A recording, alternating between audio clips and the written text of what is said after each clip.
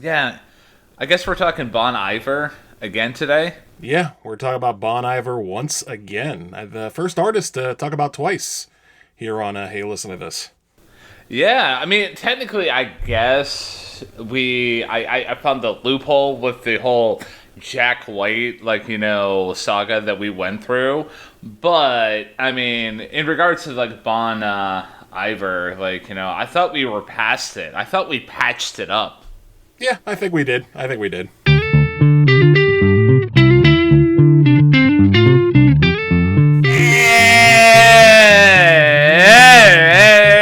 welcome back, everybody, to the best music podcast on all sides of planet Earth.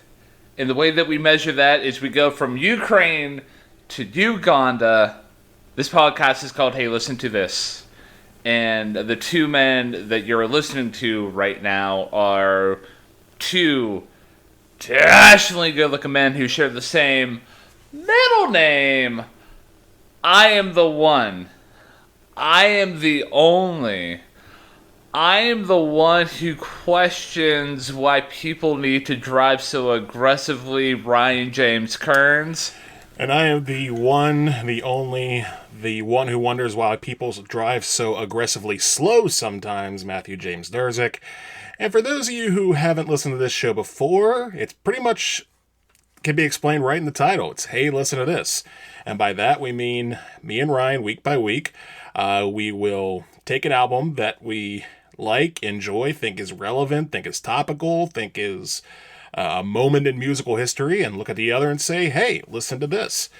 And that means going through each track on the album, piece by piece, and figuring out what we like, what we don't like, what we thought could have been better, what we thought were the highlights, and pretty much everything in between. So last time out, it was my turn, and we discussed the Bruno Mars album 24 Karat Magic, and I think we both agree that it was a solid album. Yeah, and I was happy that we were able to review it because, with it being one of the winners of Album of the Year, as bestowed upon by the Grammys, I've always wanted to, at least thoroughly check out, an album that's won such an award. For trying not to be so redundant there, but yeah, it was interesting to check out what Bruno Mars had to offer outside of his big hits. Yeah, and granted, that album still did have some big hits, but at the same time, it was full with a lot of deep cuts. But if you want to know our full thoughts about that album, go ahead and check that episode out whenever you want to, whether it be after this episode or right now if you want to stop this one. But in any case, today it was your turn to choose, Ryan. What are we doing today for those who didn't listen to the intro? Yeah, so we are, finishing out the Bon Iver, I don't want to say saga, but we are official. The project that we're reviewing today is SABLE, fABLE by Bon Iver.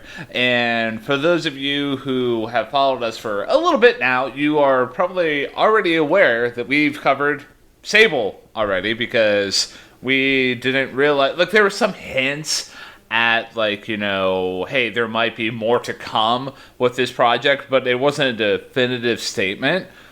But, whenever it was announced that, Bon Iver would be continuing on this project, I messaged Matt, immediately. I'm like, oh, hey, looks like we're going to have to, go back into the well again. And, I've listened to the album a couple of times prior to putting it up for review here.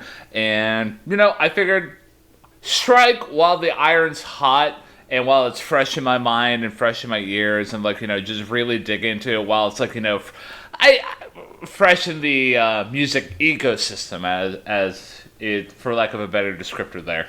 Yeah, no, and I do like the idea of going from sort of the start of an unfinished project, or a partially finished project in the case of SABLE, to a complete work that is SABLE, fABLE. And it's also interesting because it may not be exactly what SABLE was. fABLE might be something different from SABLE, but we will get into that as it goes along. Now, I'll let you call the shots on this one because, again, this is the first time we've done this as far as what we're going to do, because we did already talk about the first 4 tracks on this album as it was the EP. So do we just want to recap those real quick before moving on, or talk about any changes that we may have made? So the way that I'm gonna, suggest like we, go through the flow of the episode so far. Well, go through the flow of the episode as a whole is like I'll just do a quick drive-by of like Bon Iver as like a group, and then we don't if we want to touch upon like our connections with them, sure, cool. But in regards to like the first couple of tracks, we don't really need to go into like a whole deep dive as compared to what we're gonna do with the back half. If you, dear listener, want to check out like what we really like our full thoughts on award season, Space Side, and things behind things, we scroll back in your podcast feed and spot that episode. We spent 47 minutes dissecting 3 tracks. I mean, we tend to get long in the tooth here, and hey, listen to this. I just realized that. But, for those of you who this is your first time checking us out, for you didn't check out our part A of this saga here's a quick rundown of, Bon Iver. Now, if you're asking what a Bon Iver is, I think that might be a fair assessment, but he's gained, the group's gained, popularity over the years. It's all centered around their frontman, Justin Vernon. He was born April 30th, 1981. He's a Taurus, and Tauruses are practical and well-grounded, and they feel the need to always be surrounded by love and beauty. So, keep that in mind as we talk about, fABLE here in this review.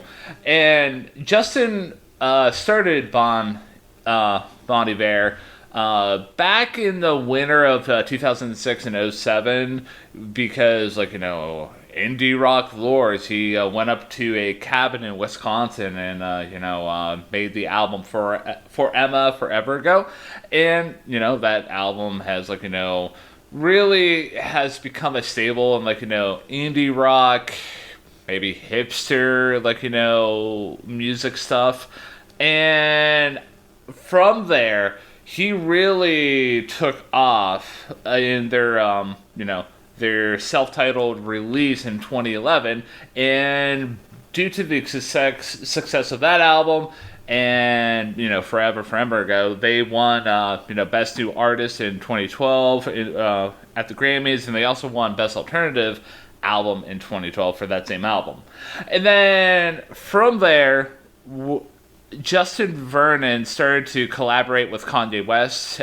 He made appearances on Twisted Fantasy and Yeezus.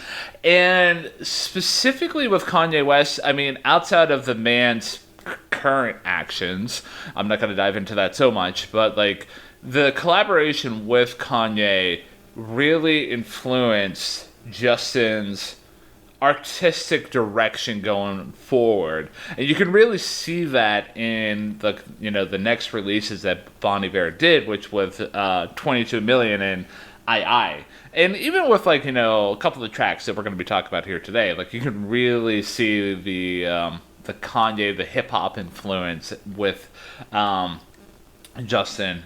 And outside of the Kanye West collab, Justin did do a little bit of a detour with the Taylor Swift Folklore and Evermore albums. I don't really want to say that impacted his artistic direction. Maybe helped elevate his status as an artist to a whole new demographic that may not be aware of what Bon Iver and what Justin brings to the table as a whole. So that's a quick recap of Justin Vernon and Bon Iver. the album that we're talking about today, the first part was released in 2024. We reviewed that. You can go check out our full thoughts about that. And fABLE got released in, April 11th, so like just last month. So this is like the newest release that we've covered so far. And as far as the reason that I was able to determine why there was a split in the releases, according to Justin, he didn't want to make the listener sit through SABLE and then fABLE as a complete package, because they're two different moods. So he wanted to make the statement of SABLE first, let the listener sit with that, and then drop fABLE on the the listener. And just a very brief background with Bon Iver for me. Artist that I've always really loved, especially as I was exploring my indie rock phase in college. Really did appreciate the 2011 self-titled release. Fan of Forever Ago, and I've checked out a couple of their albums, 22 Million and So yeah, I'm a fan. I'm sad that I wasn't able to see them live because of COVID, but yeah, needless to say, I'm a fan of Justin Vernon and Bon Iver as a whole.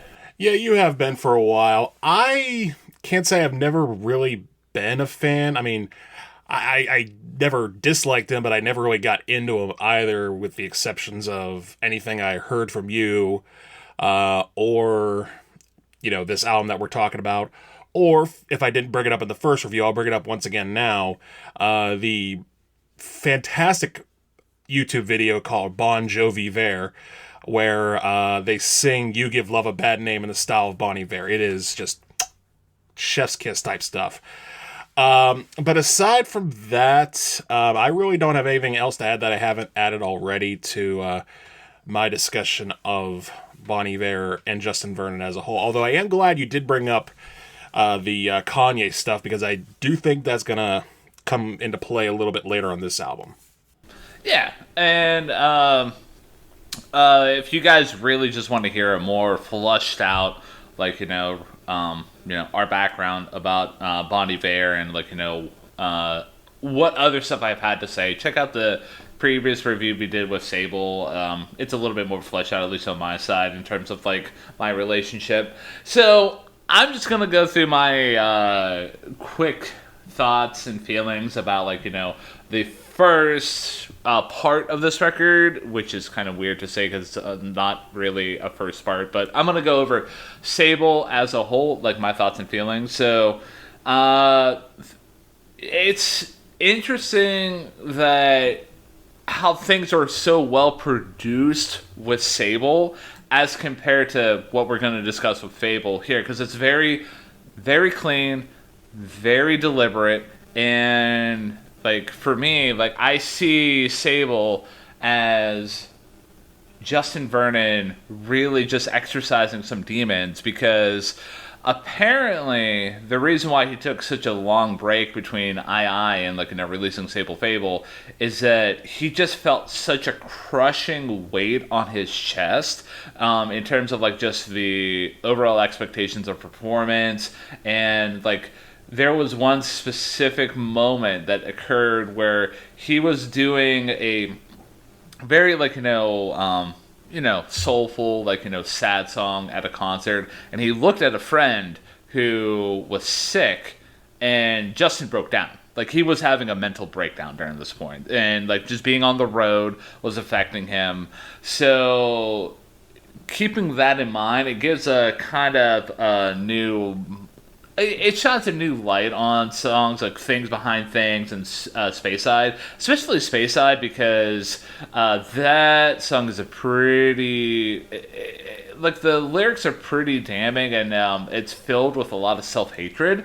And you get it serves to suffer, make a hole in my foot, and I hope you look... As I feel my book, what a waste of wood. Basically saying, hey, the book that I'm making about my life is just going to be a waste. And, that song specifically, I like the, just the It's just Justin and the acoustic guitar. And, things behind things, like, you get more lyrics about, like, hey, just self-hatred and, like, looking in the mirror and seeing somebody that looks like a competitor, like, it's the old adage of, like, you versus you.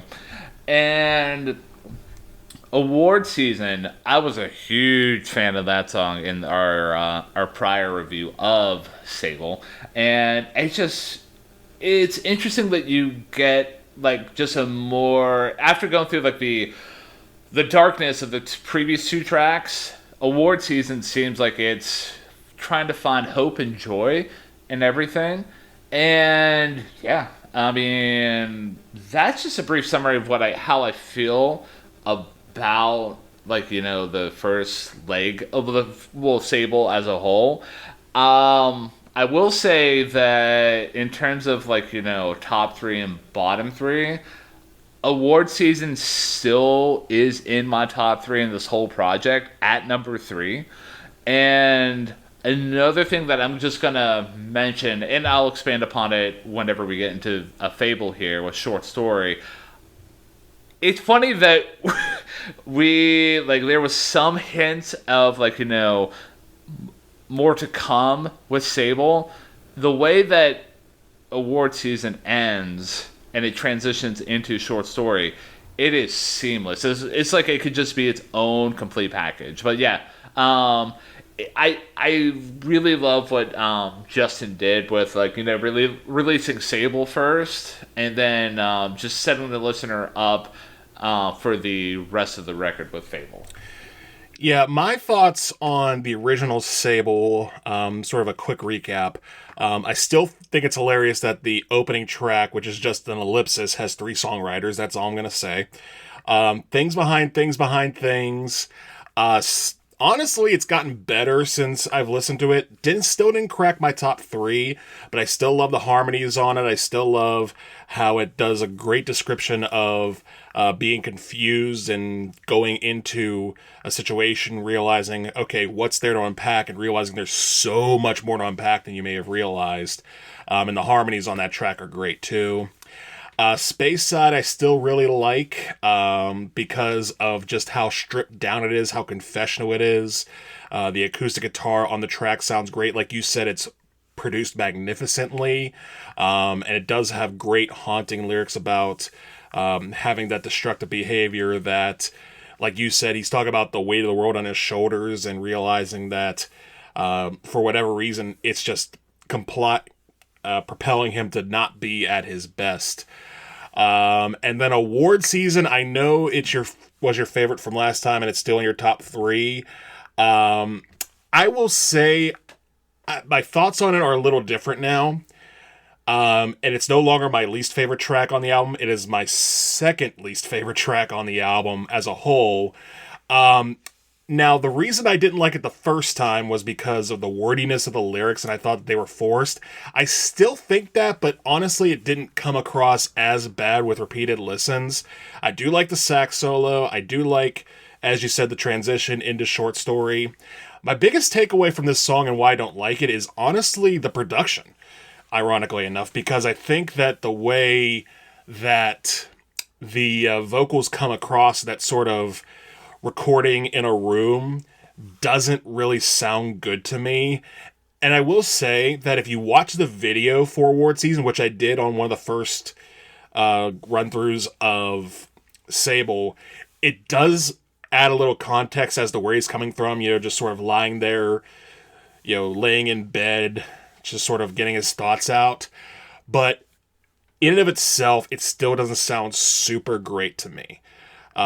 So yeah, that's just my lone complaint about that, but it is not the worst song on the album for me. It's now the second worst.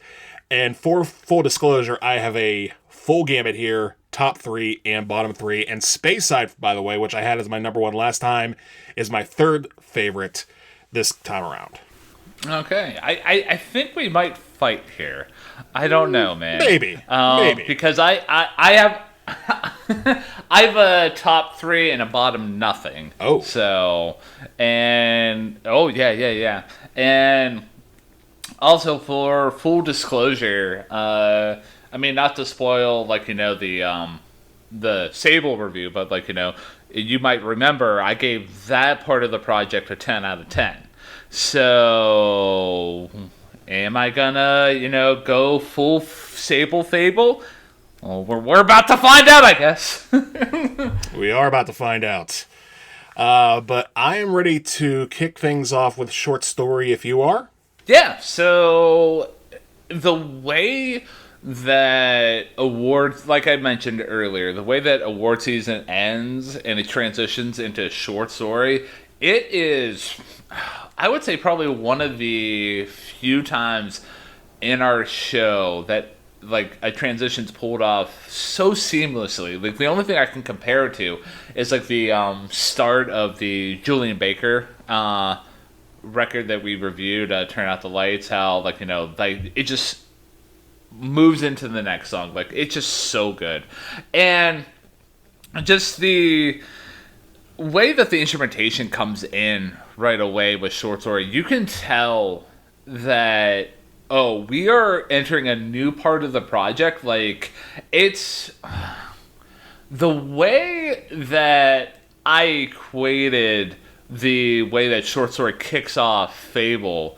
and I don't know what the actual terminology for it, but there's the way that everything just, I don't know, the way that the track progresses, where it just everything's just like you get instruments noodling and everything's so bright and everything like that, and then how everything kind of dies down in the phrase that January ain't the whole world is focused on, and from there everything just kind of explodes. Like, not to get too deep and too lost in the weeds here, but it kind of reminded me of the allegory of the cave by Plato, where Justin was lost in his own in his own mind and his own sadness, and with this flashes of bright instrumentation, and how the phrase that January ain't the whole world, and from there how that's focused on. And then from there, everything kind of explodes into a bright, sunny kind of feel. Like, I could just imagine Justin turning away from the images of sadness and just how life is just so bleak, and how he thinks he's a piece of shit. And he turns away from that and just sees what life could be if he turns towards hope and happiness. And for me, that was an excellent thing. And even drilling down more on that phrase that January ain't the whole world, outside of the specific reference to oh hey, January, cold, sad, winter, and everything like that, also harken back to what made Justin Vernon and Bon Iver first famous and first noteworthy in the first place, and that was that winter whenever he went up into that cabin to record Forever Ago. And he might be just reflecting on the fact of hey, my biggest accomplishment in the past isn't the whole world. There's so much more to be explored. Outside of that phrase, because I think I've just talked about that phrase for 5 minutes now, just the overall song as a whole, it just seems like the perfect marriage of old Bon Iver and new. It works so well, and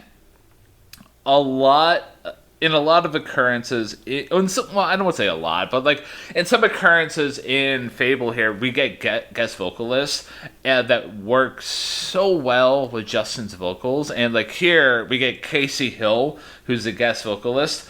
She doesn't really have a band of her own. She's just her own a singer-songwriter. Shout out to Casey Hill. And yeah, just as a whole, Short Story really isn't a full track in its own right. I think it's meant to be a pivot point into fABLE itself. But yeah, I just absolutely love it, man. But it's not in your top 3? Negative. Okay, good. So we're not going to fight. That's good. So I'll start by agreeing with a couple things you said. That one, the transition from award season, really, really good. And I'll also point out that the transition also into Everything is Peaceful Love, the next track, is also very, very good. And I agree with you a lot on the lyrics being sort of this warbled, confused mess where he's trying to like break free of himself and trying to transition between the old Justin Vernon and the new Justin Vernon. So it does what it's supposed to on a lyrical front. That being said, my compliments for the song end there. This is my least favorite track on the whole album. And I'm going to make it for two main reasons. The biggest one being that it sounds like crap. Because I'm not sure where you came from with the... I mean, I think I know where you were coming from with the sunniness, that sort of like breakthrough moment that happens about halfway through the track where everything sort of explodes. I did notice that, but to me, it just felt like, for it being such a short story, or at the very least, something of substance, it just feels like the musical equivalent of throwing spaghetti against a wall. And on top of that, the mixing on it, to me at least, did not sound good at all. It sounded like Bond's vocals were sort of buried in the mix. It sounded like the guest singer's vocals were buried in the mix. And I don't know if that was intentional to create this sense of confusion, but whatever the case, I did not like it at all. And the second reason I didn't like this song is the fact that coming off of SABLE, we were talking about this. We talked about this in the last review, how there's that little bit at the end there that made everyone think, oh, is there more to come? Is there more to come with fABLE? And this is what you're coming with? This is what the fans, the diehard fans, were waiting weeks for, months for, and it's this overmixed, just garbled mess. I'm sorry. That rubbed me wrong so badly that I had no choice but to make this my least favorite song on the album. I respect your insight into it, and I don't disagree with the lyrical analysis of it, because again, I think the lyrics are pretty good, but the sound of it, to me, the mix just buried any hope I had for the song on the first listen and repeated listens afterward. Man, fABLE really kicked off for you in a really sour fashion, man. You took one bite of that fABLE apple and you're like, ugh, man, this tastes disgusting. Well, here's the weird part. The rest of the album doesn't really sound like this. Yeah. So it does get better. So there is that. So, one thing that I will say, though, about, the mix and everything like that, I can see where you're coming from with that. I took the way that it's produced and the way it's sounding as, the opening lyrics are really just talking about sun in my eyes, it gets brighter till you can no longer see. And, it's really just supposed to be, a blinding kind of mix. If that... It's okay if it's not for you. I thought it was absolutely breathtaking and absolutely a gorgeous way to kick off the track. And, I just love the respectful debates that we can get into, man. Yeah, no, I respect it too. And again, I see where they were going, but at the end of the day, if something sounds bad to me, it just sounds bad to me, and this track unfortunately did exactly that. So, you ready to move on to Everything is Peaceful Love? Yes, moving on to Everything is Peaceful Love. And here we have what I would definitively call the first true track on fABLE. And the reason for that is we get a shifted sound from the very indie rock type of sound that was on Short Story, Award Season, Space Side, and Things Behind Things Behind Things, to now we get a bit more of a downbeat with this. You have the really hard, solid drums kicking in and driving the whole song, which I really, really liked. And the chorus of this song is really, really great. Like, I really like how it kind of reminded me a little bit of Hand in My Pocket by Alanis Morissette, how it had this sort of confused sort of, hey, there's this, hey, there's that, but in the end, everything is going to be all right type of vibe. And how now everything is peaceful in this case. So I do believe that, a song like this was a very strong pivot for everything that's been going on. And that with this song, again, you have this sort of brightness that you were talking about with Short Story. Here it feels like that brightness is starting to be realized. That brightness of, hey, I am going to make it through the other side of this. I am going to push through with this. I did think the verses were a little on the confused side lyrically, though. Again, I going back to Hand in My Pocket, that was kind of the point of that song, too, where it's just like, hey, there's this, hey, there's that. And I did kind of get a little turn off by it, but ultimately, the way the song sounds, I did like the little synthesizer bloops that are scattered throughout the track. And yeah, overall, Everything is Peaceful Love did not crack my top 3, but very refreshing to hear after Short Story. My relationship with Everything is Peaceful Love is interesting because, whenever this was if I'm not mistaken, I think this might have been the first single that was released for fABLE. I was just like, oh, I'm not gonna like fABLE because this kind of seems a little dorky or anything like that. But through repeated listens, I couldn't help but absolutely just get lost in the sauce that the group was throwing down as a whole. The way that the chorus is laid out, it's just so feel good that I can't just help but just start jamming every single time that it comes on. I'm the one who is damned if he's not climbing up a tree right now, and how everything is peaceful, love, and right in me. And even outside of the chorus, I can agree with you that the lyrics in the verses, they're a little bit window dressing, or just mainly just to be there to make everything just sound good. But the way that Justin's delivering those verses, it's so unique compared to what we've gotten prior to this. And I would say, I mean, I might be mistaken in saying this, but I don't think I've ever heard Justin deliver vocals and verses in this kind of sense where it almost seems like he's rapping. It's a refreshing take for me.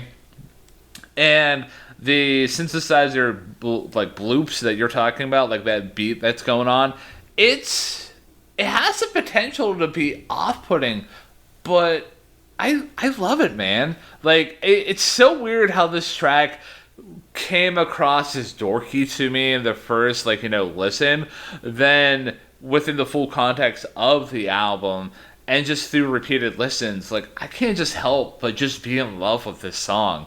It just jams so well, and I can't really say much else, man. This did crack my top 3, and it is at number 2. I appreciate that. It's a very good song. And again, I think when you talked about that one particular lyric that you were talking about, the damned if I'm not climbing up the tree right now and everything is peaceful, love. There is such a thought process of visualizing what that looks like, especially considering everything that we've been going through with the prior songs up to this point, sort of being lost in this fog of who am I, what do I want to be, who have I become. And sometimes you just get out in nature and you're just like, ooh, a tree, and you climb the tree and you're just like, I'm glad I did that. That's what this song feels like as a whole, and it comes across very, very, very well. So yeah, I am right there with you. Again, it's not my top 3, but it on another day it could very well be. And before we pivot on over to Walk Home, like I'm just gonna say, just in today's day and age, where you can just spend like 5 minutes scrolling on like social media, and you can really start to feel the anxiety of the world. And I'm not trying to take away from the anxiety because there's real stuff going on day in day out, but it's necessary for people to take that step back and like just appreciate like a track like this. I mean, it may not be everybody's cup of tea, but it may, like, you just need to take a step back. You need to like just disconnect from that, and songs like this are a great example of like how it feels to just really just embrace sunlight and happiness and love. And like I said earlier on in the review, Justin was going through a process where he felt like a boot on his chest, and I absolutely love the fact that he created a song like this as like a reaction to that, and for his ability to choose happiness. Like, props to him, man.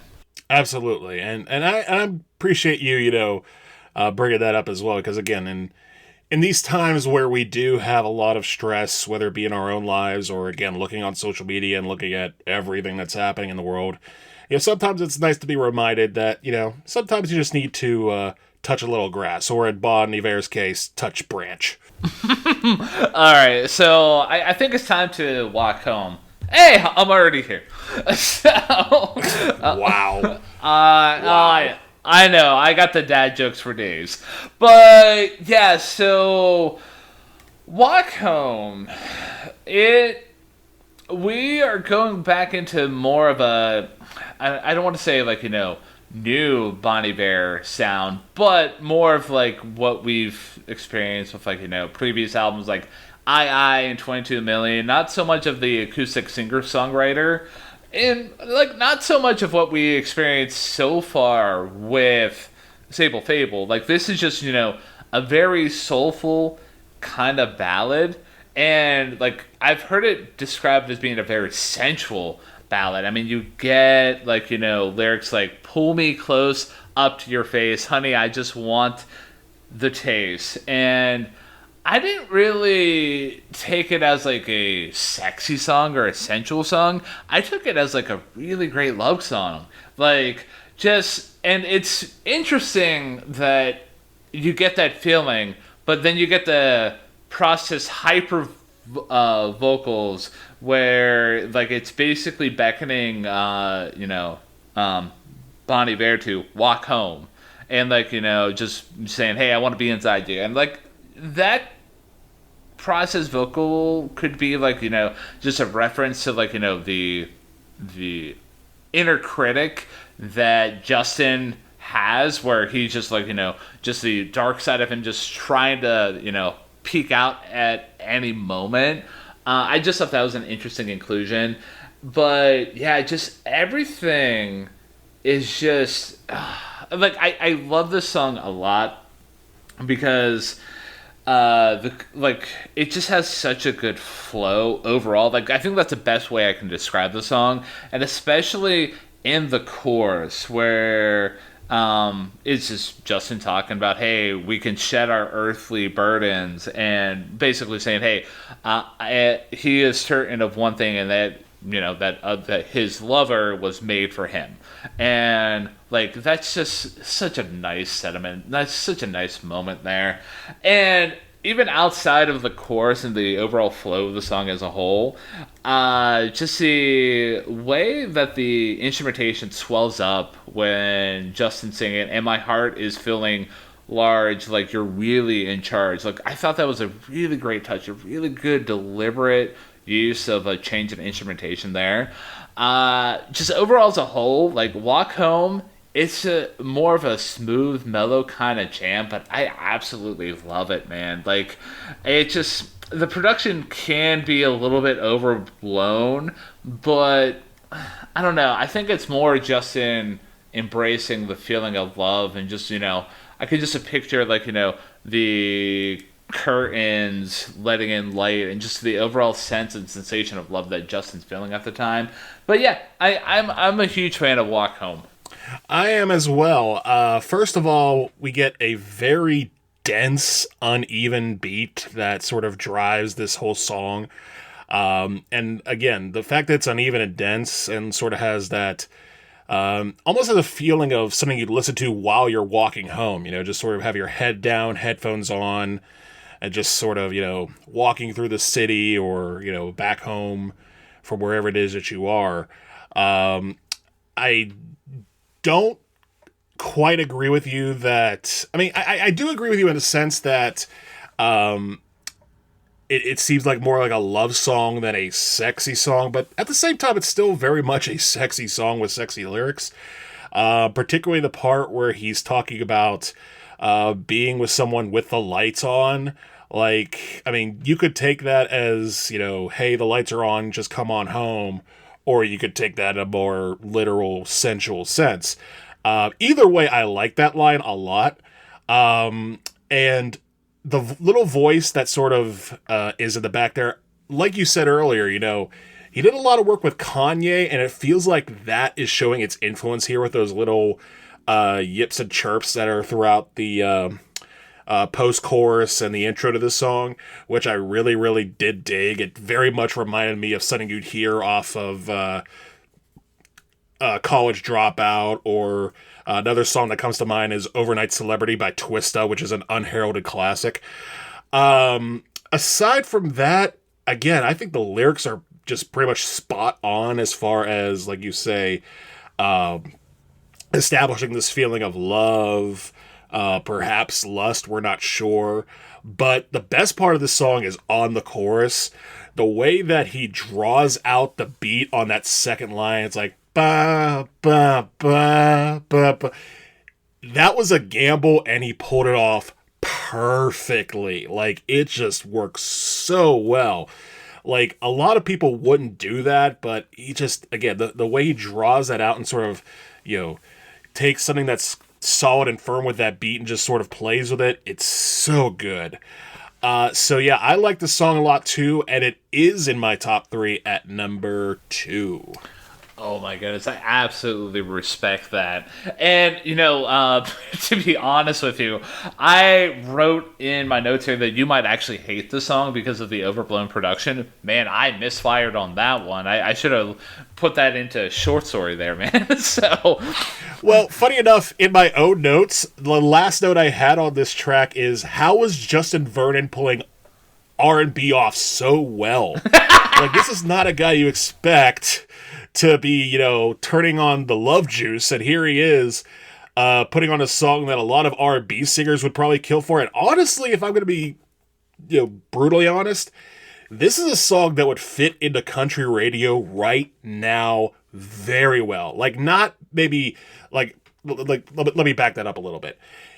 It's not one of those, yeah, I love trucks and girls and beer and trucks and girls and beer in America and trucks and girls and beer. So it's not going to be a number 1 hit. But in the sense that country music and pop country, for that matter, has been shifting more towards a, for lack of a better term, I'm sorry for using this term, an urban demographic.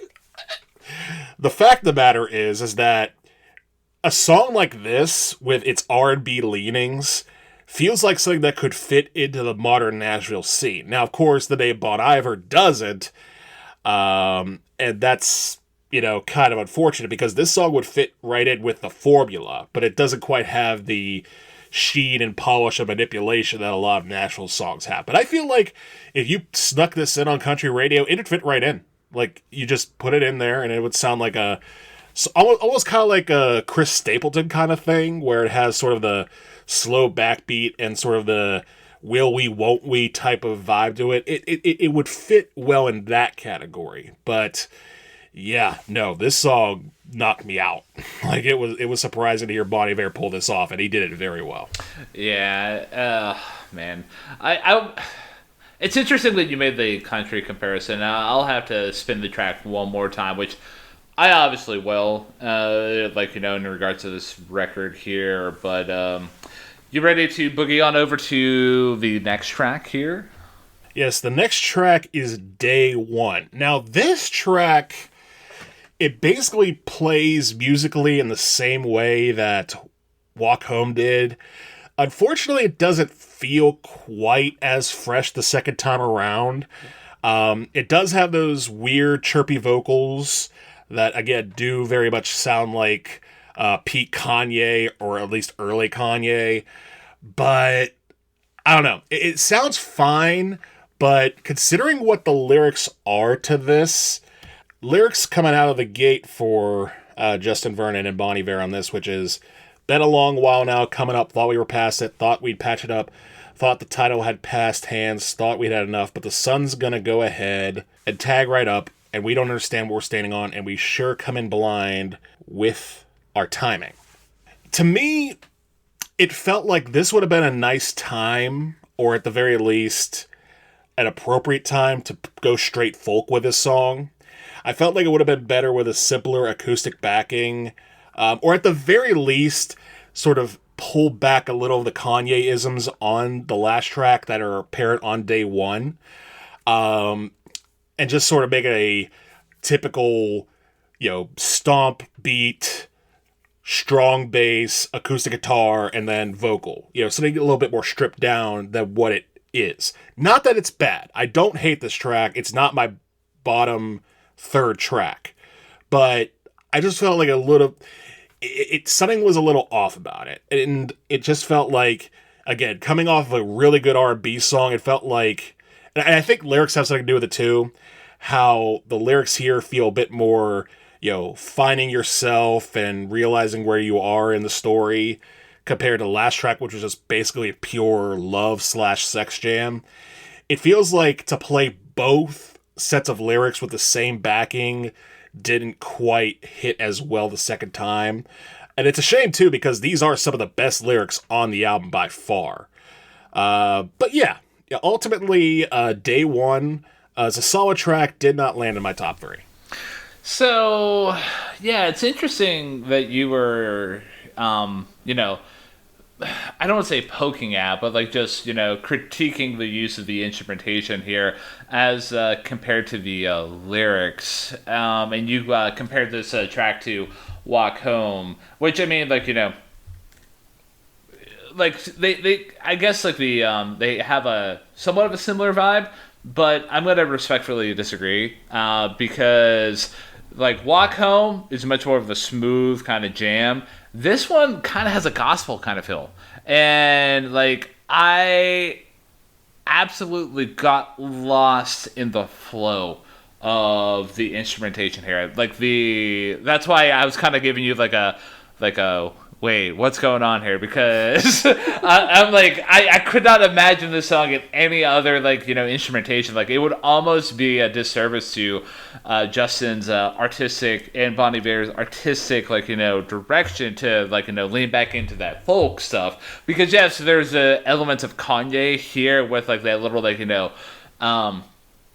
screechy squeals here or there, but the way that Justin's able to incorporate that alongside that soulful piano, like I feel like it's taken the Kanye influence and just making it his own. Like he's developing his own sound here, and it's absolutely fucking amazing here. Like this song did a number on me. Like just the way that the vocals are produced and the way that the way that he delivers, some of the lines here, the section where he's talking about, like, there's a million ways you're falling through the cost of your mind. Some may say that you lack the stuff and you burn it down and clack your cuffs. But you may have to toughen up while unlearning that lie. Like, it's just so... You could really feel the passion behind it. Like, I really love it. And especially considering how in here he's talking about still dealing with the dark side of, like, his human existence and, like, how he kind of can get lost in the sadness. And I think that's what he's talking about here, at least with the opening lyrics, when he's saying, hey, I thought we were past it. So I thought we were past the sadness here. But yeah, that's the way I walked away with the lyrics there. I did love the inclusion of the guest vocalist here as well, Jen Wassner from Flock of Dimes. Like, she does do a great job, like, just sliding in there. It's interesting hearing how her vocals are recorded compared to Justin's, because you can feel the production on Justin's vocals, but when Jen comes in, it's a little bit sung more cleanly.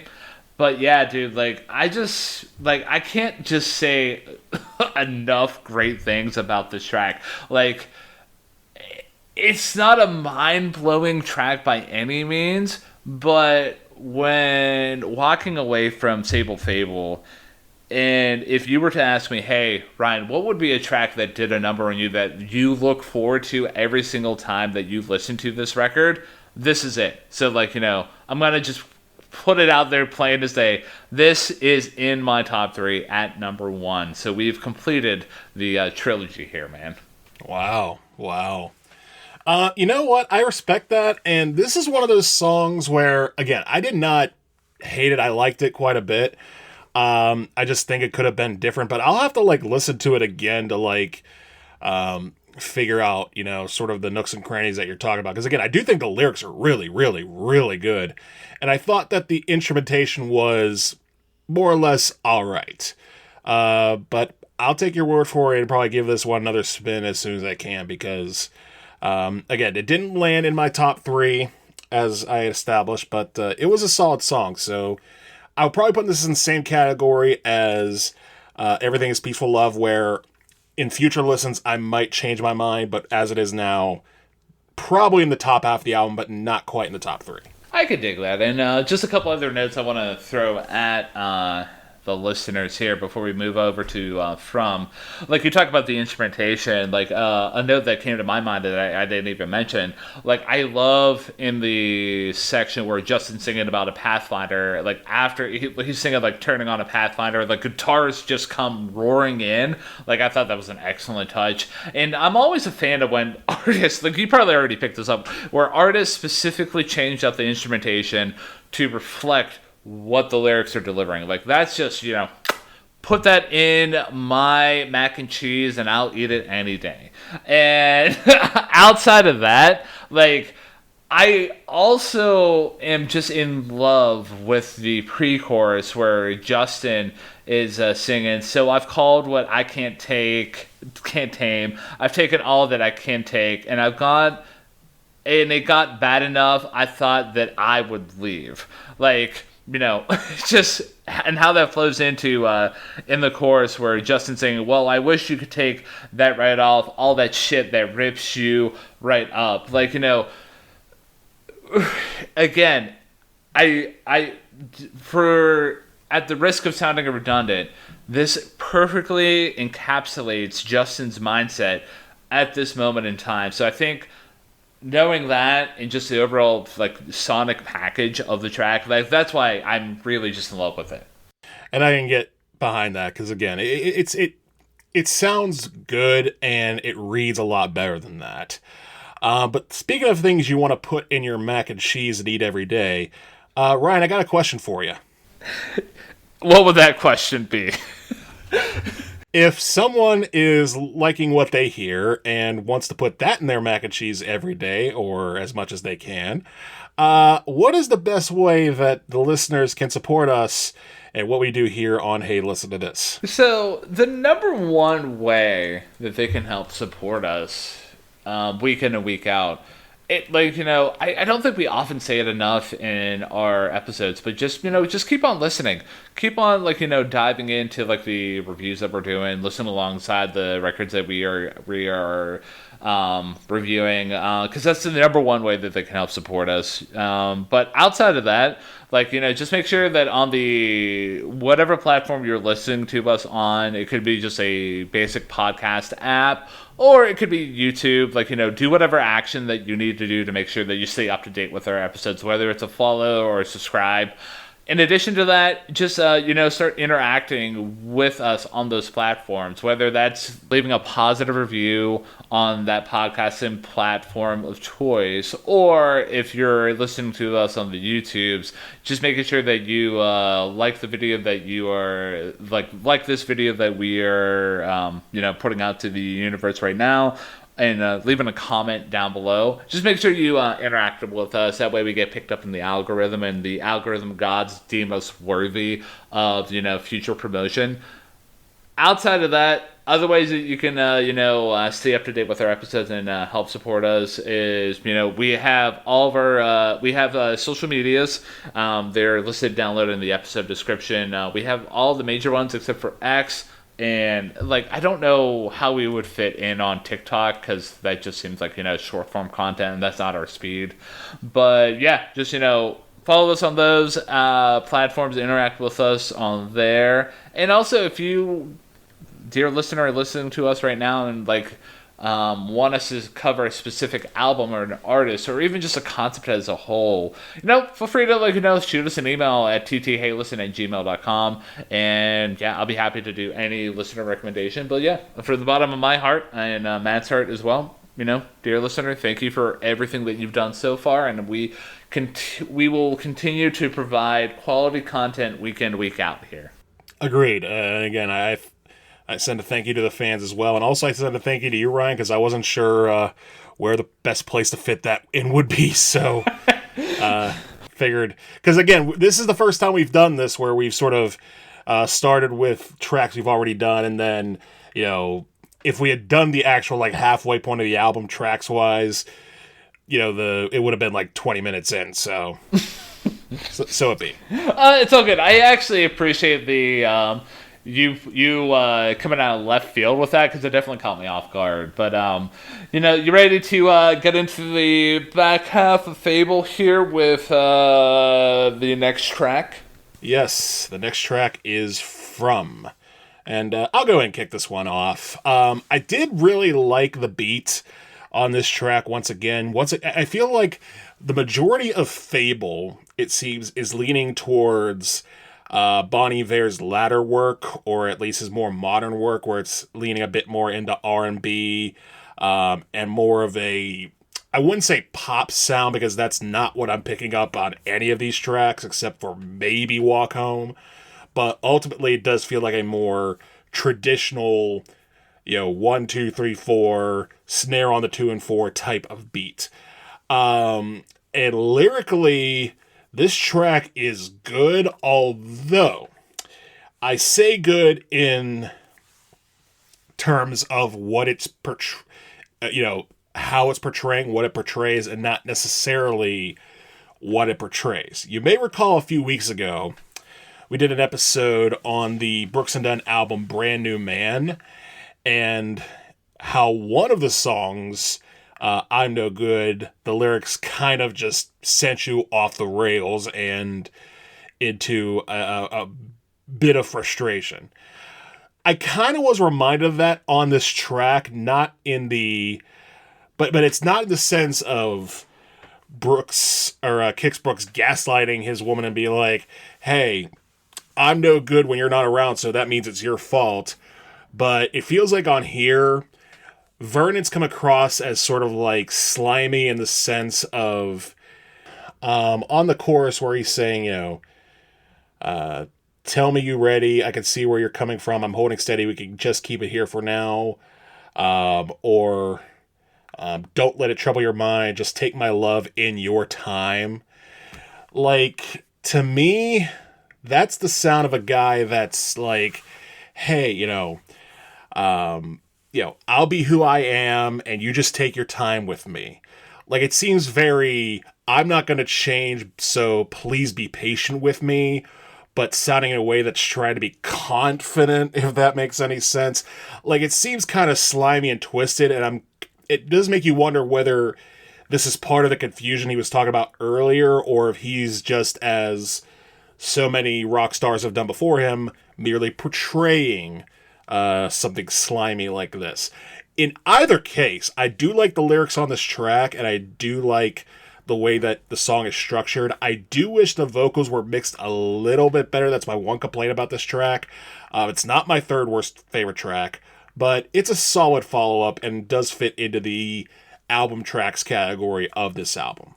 I'm curious to see what your third least favorite track is, but like, you know, we'll get to it when we get to it. But yeah, I'm still trying to wrap my brain around what you were saying with making this song seem slimy. I mean, I guess I could see the outline of the structure that you were laying down there. I'm just going to be like, that might be a little bit of a stretch, but, you know, as you were stretching right now, I respect it. But outside of the points that you lay down, like, you know, I would say out of all the tracks here in SABLE fABLE, this is the most basic of all the tracks. Like, you don't get, like, you know, any like fancy experimentation. It's just a very, like you described it, it's a very four on the floor, like, you know, I described it as, like, you know, the new Bon Iver. Like, it just has a basic rock beat, like you mentioned up.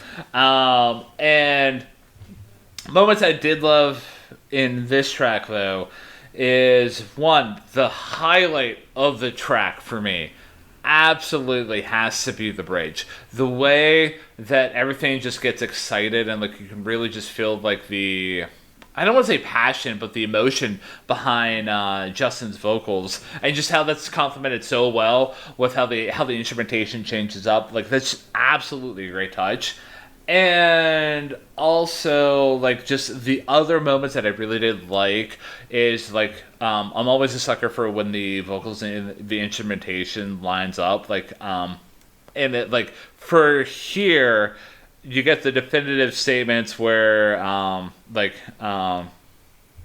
at the end of, like, the verses, he's talking about, whenever he says the name of the, well, I don't want to say the name of the track because it's literally called From, but, like, he ends verse 1 with From Now On, and, like, you get, like, the downbeat hits. Like, everything just lines up so together, and I really did appreciate that. The guest vocals in the chorus, they worked well. Probably not the biggest, like, you know, guest appearance here, and I actually don't have the note on who is the guest vocalist here, but I would just say, like, the second vocals here, because even on Genius.com it's not listed anywhere. But yeah, just outside of those moments, a lyrical highlight for me was just last May there was confetti in the car, and now it seems we're far apart.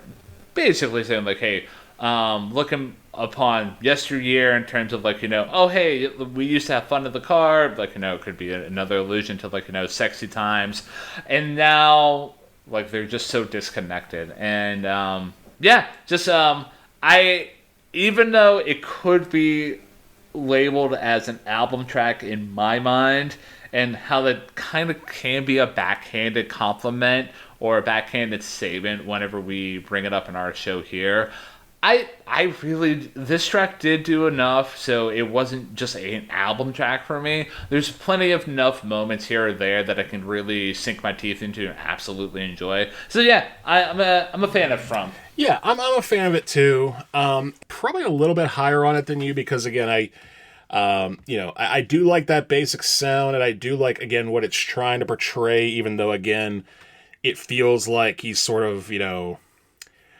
playing half-mast to the wind here on, you know, who's trying to be responsible for his actions or their relationship, which I do think sets up the next track, which is I'll Be There, in a pretty solid way, and I'll let you go ahead and take it from there. So, yeah, I'll Be There. I think we take upon the sonic palette that, you know, tracks like Walk Home and how that was expanded upon with Day One, and we take a left turn with I'll Be There because it's a very funky track, and I like the groove that's established with it because you get the right out of the gate. You get the guest vocalist here and Justin Vernon singing said I'll Be There, and like how everything just lines up perfectly on the instrumentation front. And by the way, the guest vocalist here is Danielle Haim from the group Haim. Remember Haim? So, and I would actually say her inclusion in this track is probably I would say the most effective and the best performance out of the whole record in terms of guest vocalists. So I'm a huge fan of her inclusion there. And just how the whole track grooves. It's not as intense of a groove and much of a groove that I could love as compared to Day One, but it's great in its own right. And just the overall instrumentation, how it embraces just the overall, just very funky nature about it. You really can't get a sense of, it's interesting that this track comes right after because From, basic 4 on the floor. Here, things are just kind of loose. You can tell that the band's having a lot of fun here. And, just again, the way that Justin's able to deliver the lyrics, I do love the fire that he's spitting here. At the first verse, he's talking about don't go on about it, stuck on standby, it ain't a riddle for me. Where's your head at? How we thought about it? Nothing does it have to be. You can have all my love for free, and I'll keep the fire in me, even if it takes all goddamn night. I guess in a narrative sense, this track could be an excellent, continuation of the couple from. This is their fighting track. And I love that, man. Especially, the use of the phrase, I will keep the fire in me, even if it takes all goddamn night. That's a very effective use of a swear word in terms of the goddamn. And then, in terms of another lyrical highlight for me, it's in the second verse wherever Justin's talking about, don't you dare go down, tape that Polaroid to your dome, keep that sad shit off the phone, and get your fine ass on the road. And it's interesting that I want to drill down on the lyric, and get your fine ass on the road. This could almost be, I don't know, another introspection moment for Justin, because again, he was having issues going on the road, and he was it was taking a toll on him, and I just thought that was interesting, and especially the inclusion of the lyric, keep the sad shit off the phone. This is almost, it could be him arguing with himself about hey, I want to be happy, but I feel like I have an obligation to be there for people. It's interesting. I didn't fully flush out my feelings about the lyrics until right now. It's an absolute.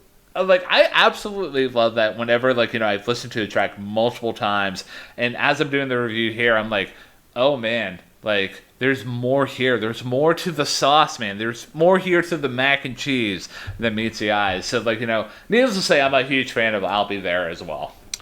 So, I kind of agree with you on a lot of points. I do think the vocals, the background vocals are quite good. And I completely agree with you that the first verse and the chorus on this track sound like a direct sequel to From. It feels like you said, it's the couple from the last track arguing. And it's them trying to basically say, listen, if that's where we were, it almost feels like Paradise by the Dashboard Light by Meatloaf, where they have that conversation of, will you love me forever, let me sleep on it. It feels like an indie version of that. And it works very well. The problem is this, and this is where I think interpretation is a huge key in our reviews, because what you're saying is that the second verse feels like Bon Iver pointing that at himself, telling himself to get the sad stuff off his phone, to get his ass back on the road, etc., etc. The problem is, I interpreted that as a continuation from the first verse, And since Bond is singing that verse, to me it felt like he was telling the lover in that situation that, sort of coming down as a, hey, you get the sad stuff off your phone, you get your butt back on the road, etc., etc. Now, is that a misinterpretation on my part? I'm not sure. But that's how I did interpret it, and it's because of that misinterpretation, and also the fact that despite the vocal performances, I thought the vocals were a little unclear in some spots, that unfortunately, this is my third least favorite track on that album, because that second verse came across so chauvinistic and also very weird to me, because regardless of what you think the lyrics mean, whether it's in regards to Justin Vernon himself or the lover that he is talking to, it does fall into that same trap that award season did for me, where it got a little wordy and it had a lot of references to things that, like, I could kind of understand the keep the sad stuff off your phone, but tape the Polaroid to your dome and get your ass back on the road. Like, those were lyrics where I was just kind of like, huh? What does that mean? What are we talking about here? Which, again, I do appreciate your insight into that, because I don't think you're wrong, but it just, if it is, and the other thing too is that if it is Bon Iver talking about himself, it doesn't come clear enough to me that it feels like a second verse directed towards himself compared to the first verse, where it's more the argument that stemmed from. So that's just my thoughts on it. Not the worst track on the album, but it is my third least favorite. Yeah, and in your defense, like, even think about, like, when you brought up the Brooks and Dunn review and how that one track, I'm No Good, the lyrics just rubbed me the wrong way. Like, part of the beauty and, like, you know, the unfortunate downside about, like, art and music as a whole is the fact that us as listeners, we can, you know, interpret stuff one way or another. And, like, you know, it's just the interesting thing about being a human being and interpreting somebody else's art. And I could respect, you know, you saying, like, this is your third least favorite track, especially with just how the wordiness can get. I will say the lyric that you identify with tape the Polaroid to your dome, like, I just think with that, it's just like, you know, you think about Polaroids, they are old memories, like, you know, you just think about, like, the good stuff back in the day and just tape that to your dome so you were constantly looking at it. So, but I mean, no, I can take that, and again, I might be stretching the overall, like, second verse a bit far, but I mean, again, interpretations are interpretations, and that's why we do the show. Because if it was just like we are going to go by one interpretation, this would just be, hey, listen to this. One guy's going to talk about music for the next hour and a half. Good luck. So forever. But yeah. No, I again, I think that's the great thing about music, is that you can interpret it many different ways. Usually we tend to agree on what the interpretations is, but I think for a lot of this album it's been a bit of a contrast, and I kind of appreciate that. Yeah. But I am ready to pivot over to If Only I Could Wait, if you are. Yep, I am ready as well, sir. All right, If Only I Could Wait. Now, this is another track that I feel follows up on the same sort of thing. I think now we're starting to get more of a narratival flow.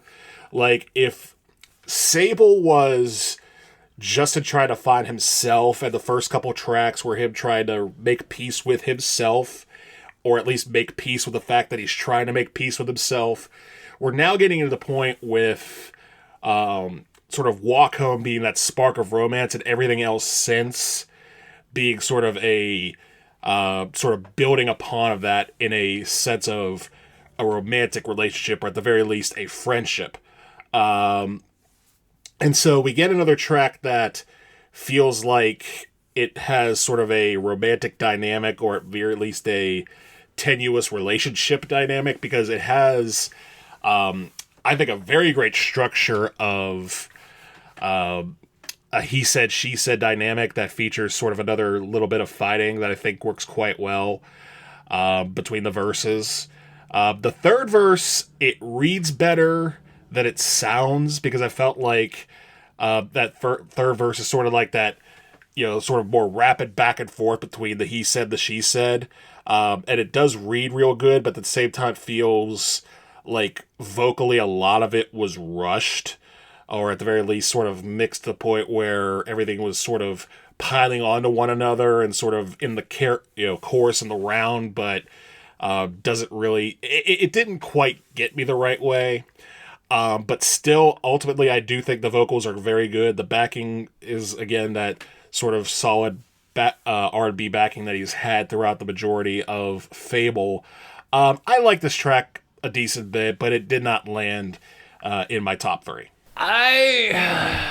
So for me, I would put this in the same bucket. Well, actually, a lot of the songs outside of my top three, I'm putting in the same bucket, to be perfectly honest with you.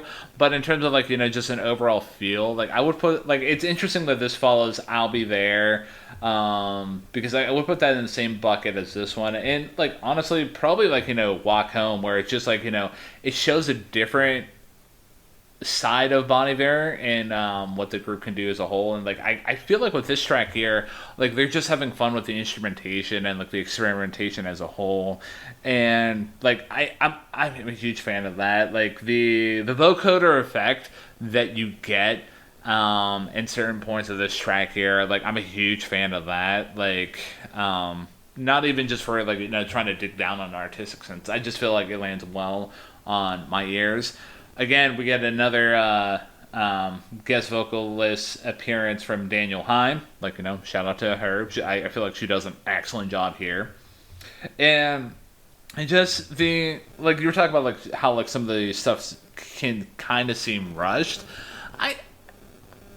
I didn't mind that. I felt like that was a beautiful moment where just things were just starting to swell up and everything like that.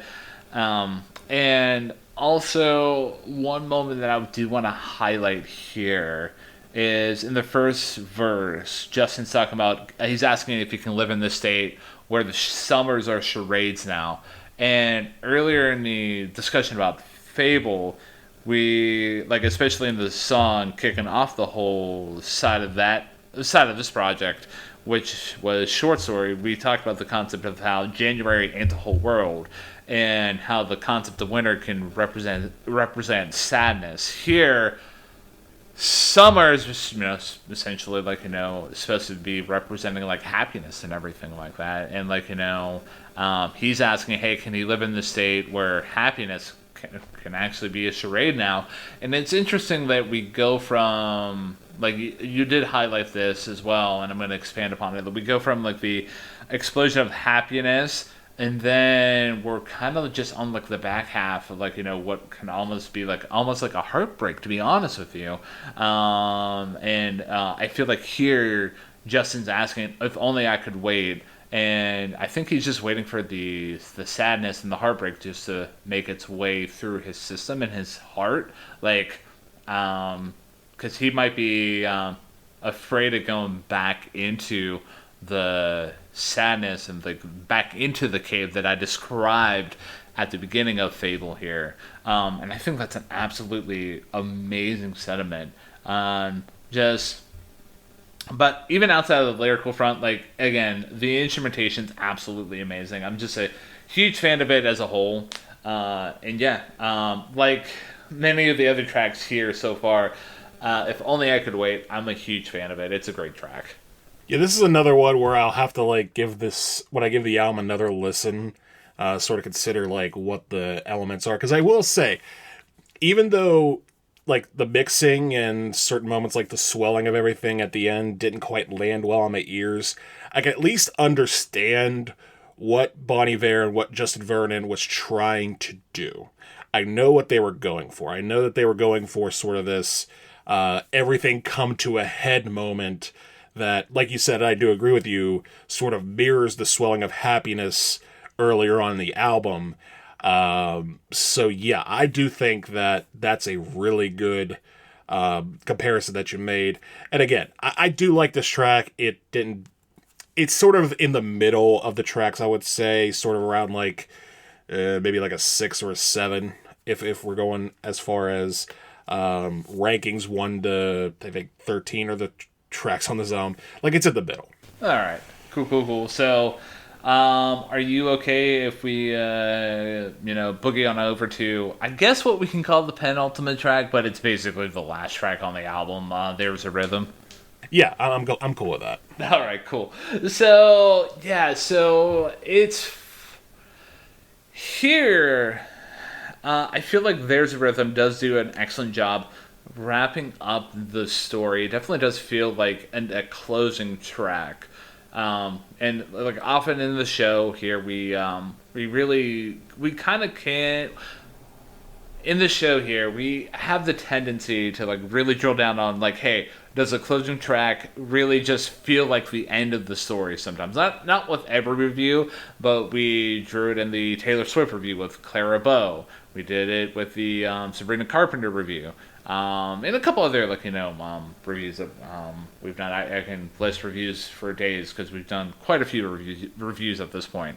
Shout out to us, but just it's like here, like how I described with If Only I Could Wait, and how he feels like he might go back into the sadness, and we've gotten the full gamut of emotions from the group, even on from a lyric standpoint, from a songwriting standpoint, and even from a sonic standpoint. We go from like the highs of like short story and Everything Is a Peaceful Love to moments of Speyside and award season. Like there's a lot of emotion here, and like it's nice hearing the overall message of There's a Rhythm, and how you can really just feel that Justin's finding peace in his life, and that's so motherfucking refreshing. Like he could have made the artistic choice, and the group could have made the artistic choice of like, no, oh hey, no, we're gonna go back into sadness. Welcome back, Bon Iver, sad boy. Let's go back into the cabin and write another forever ago. Nope, he's just finding peace in it, and I love that so much. Even outside of the overall message, like the overall track just flows so nice. Like I know that I mentioned how Walk Home flows really nice, and even like tracks like From flow nice. This just, you can really get behind the peaceful elements of it, and just another moment that I want to talk about is just the drop down moment that occurs where the instrumentation just cuts out, and you get the lyrics talking about like hey, I went to see you there in Spain, that was a month ago and change. And I feel like that's a callback to award season, because in that track he's talking about and the Spaniard, like I don't remember the exact lyrics, but like the Spaniard and handing like an anvil, anyways, I thought that was a nice callback and kind of draws that story to a close. Maybe not a proper close, but like at least there's like some sense in there of why the Spaniard was mentioned in that track. And just the overall end of it, where things just become very vibey, and you can just feel like the track lifting off, and it's almost like a zoom out moment. And how that basically is complemented with the actual final track on the album, Au revoir. Basically, that means goodbye in French for those of you who didn't take French and high school, or just what what word means. Like just the way that it zooms out, it's an absolutely beautiful moment where you have experienced this guy's life and his range of emotions, but then you just zoom out and you just get the overall sense of peacefulness. And I don't know if it's a sense of dying, or if it's a sense of just Justin and the group trying to really drill down on the fact of how in the grand scheme of it all, like we are just specks of dust on this floating rock in the universe. But either way, it's a fantastic way to end off this whole project here. For the record, I did not take French in high school, and I still knew what au revoir meant, but I do appreciate you clarifying that for our listeners. But dude, I agree with you so hard on this. Because not only does this provide such a refreshing narratival end to this album with Justin basically saying, hey, you know, I gotta get back home. I gotta return back to where I came from to reclaim my rhythm. And that there's a rhythm that I have within me that I just gotta find in me. And sort of, acknowledging where he's at as a person, where he needs to go. Like, if the previous tracks on this part of the album, the fABLE part of it, were all sort of, the rise of love and the fall towards heartbreak, this is him regaining clarity one more time. And maybe realizing that going crazy and jumping into something maybe wasn't the right move, or maybe it wasn't the right time, or whatever it is that led him off the tracks on SABLE. Here he is reclaiming that in a way that is, again, like you say, so refreshing to hear. And on top of that, the instrumentation, sort of with that, again, basic beat, the piano on this track is just fantastic. And it helps drive the whole song and create the vibe for the whole song. I love the clarity of the performance, paralleling the clarity that comes through in the lyrics that Justin has. And I do like, as you said, that fade out to au revoir, where you do sort of get this sort of zen moment. And I did think at first that au revoir felt a little redundant, only because the way this track officially ends does leave a little bit of room for breath, which we've talked about many, many, many times on this show. But at the same time, sort of that cosmic, atmospheric, life goes on type vibe that au revoir brings. It is very nice, and it does sort of provide not just a sort of zen moment that sort of echoes what There's Rhythm is lyrically, but musically makes for a nice end credits to this album. So I do like au revoir. I love There's a Rhythm, and if you have not noticed, I have not mentioned my number one track on the album yet. We have arrived at it. So, man, you went through the full gamut of emotions with fABLE as well, man. Like, you were right there with Justin Vernon. Well, maybe not in like the pound for pound sense, but like, you started out with like, this is caca-poo-poo. And then you ended with, oh man, I want to put this in my mac and cheese and like eat it all day. Yes. I want to eat that mac and cheese while getting slapped in the face with a fish. Oh man! So now that we've put that in our mac and cheese, and we can slap each other in the face with the fish, there's only one thing left to say, my dear friend. Yeah, we did it.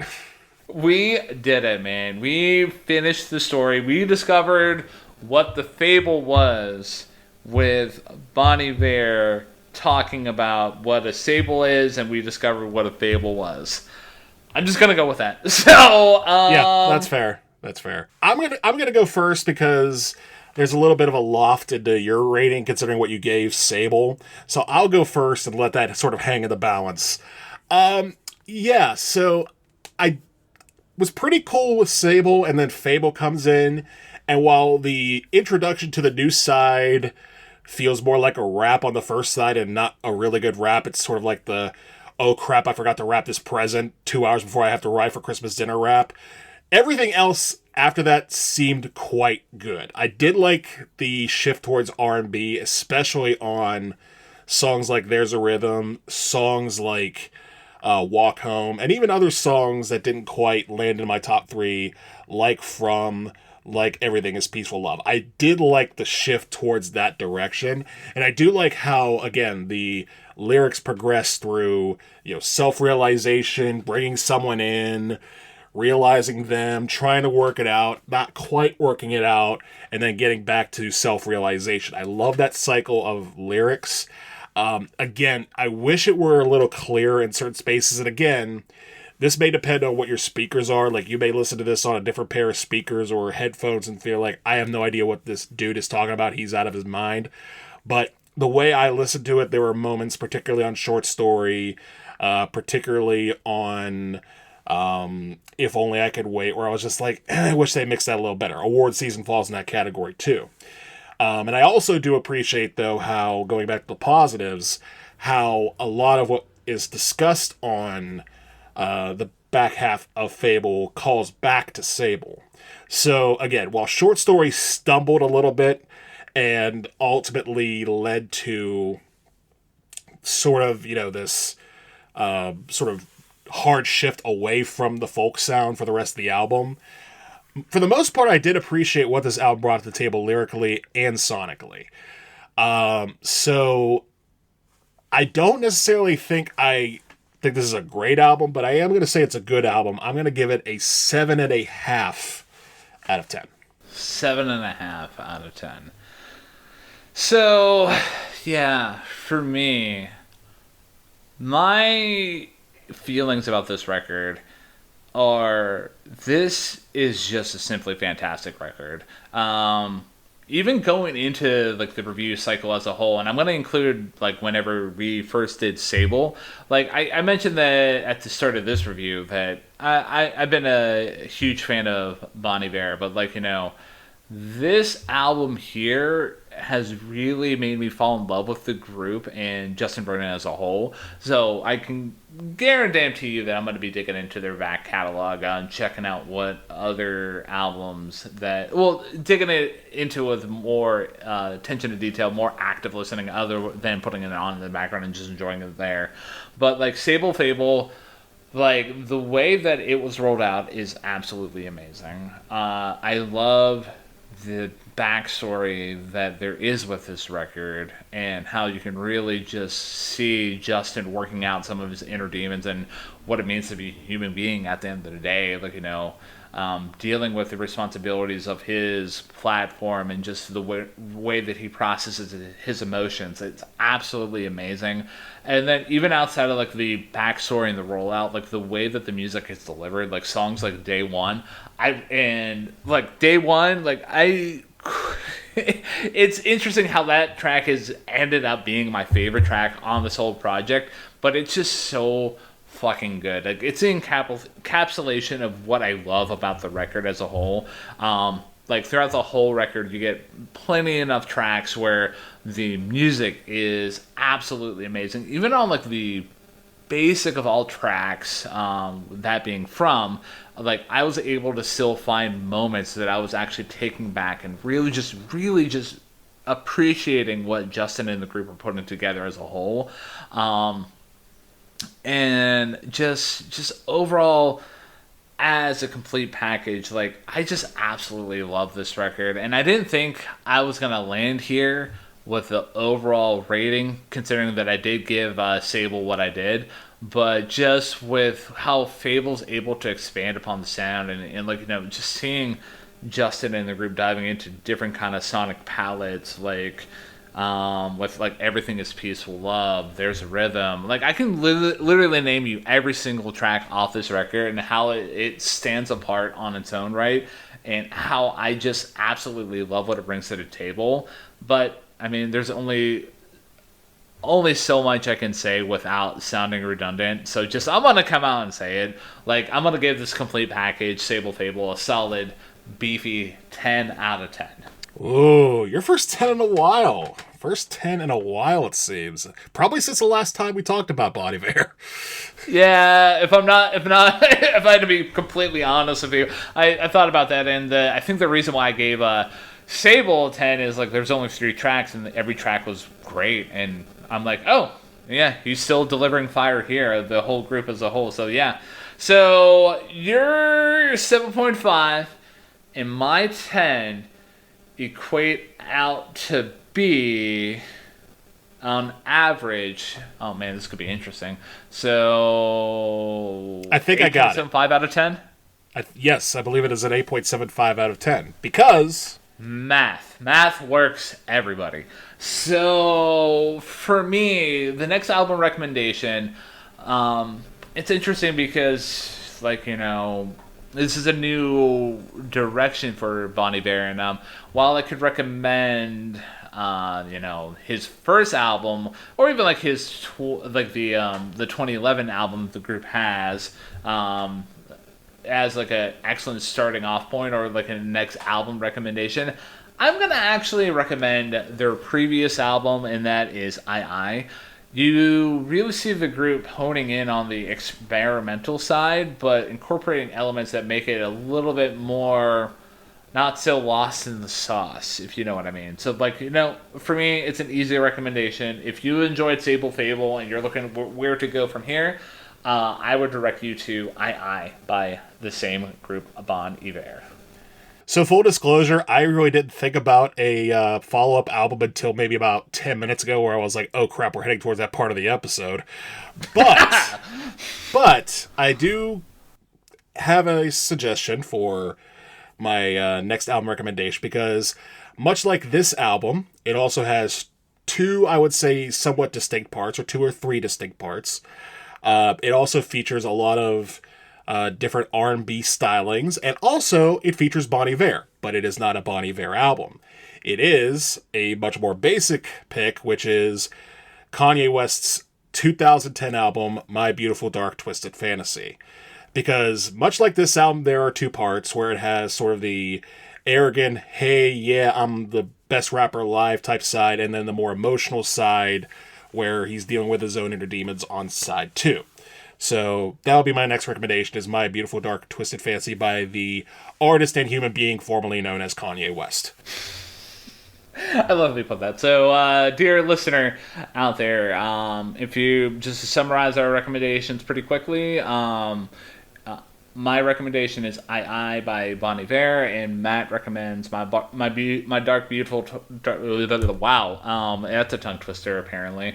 Dark Twisted Fantasy by Kanye West. There you go. Chances are, if you Google that or you search it, you'll be able to find that pretty quickly. So yeah, I think that puts a wrap on the Bon Iver saga here. I thought we patched it up pretty well. But one more thing we have to settle up before we officially punt this review into bed, man. It is your turn to pick. Where are we going next in our musical journey? Well, I've thought about it. And for the majority of this calendar year of 2025, even in our theme months, I've tended to push towards record by more mainstream artists, whether it's talking about Bruno Mars or Cyndi Lauper or Miles Davis even, or Sly and the Family Stone or Outkast or Steely Dan. All those episodes you can check out, by the way. While you've brought some more interesting artists to the table that have not been heard of before, in the terms of East Toomer and Bjork, just to name a couple. So I'm deciding this next one is going to be from what I would consider the weird section. We're going to get weird on this next episode. So that is the only context I am giving you. And with that, I'm going to have you choose between two United States. Your choices are Ohio or Maryland. Oh, wow. I am gonna go with Ohio because I want to find it there, and the it is the next review that we're going to be doing. Well, I can safely say you've probably picked the weirder and more obscure of the two albums. So we are going to be talking about a band that is not from Ohio, but is named after a city in Ohio. That band is called Toledo, and we're going to be reviewing their 1995, I'm pretty sure is the year that it came out, album entitled Fishnets and Cigarettes. Buckle up. Let's go. So I'm going to put this on there the same kind of bucket in terms of review preparation as whenever we review Jellyfish. I'm like, I've never heard of this group before, but I am all game, baby. So ladies and gentlemen, if you are listening to this right now and you've not listened to Fishnets and Cigarettes by Toledo, make sure you check out that album before next week's review so you have opinions about what me and Matt are going to be bringing to the airwaves. Yes, and if you are the parents of small children, make sure you have earbuds while doing so. But in the meantime, Ryan, I thank you for bringing Bon Iver to the table. I'm glad we could wrap up the fABLE that SABLE started. And yeah, it was a good discussion today, despite occasional contentions. Yeah, but I mean, that's the beauty of our show, man. I love doing reviews, and there's one thing I can say about next week's review is I'll be there.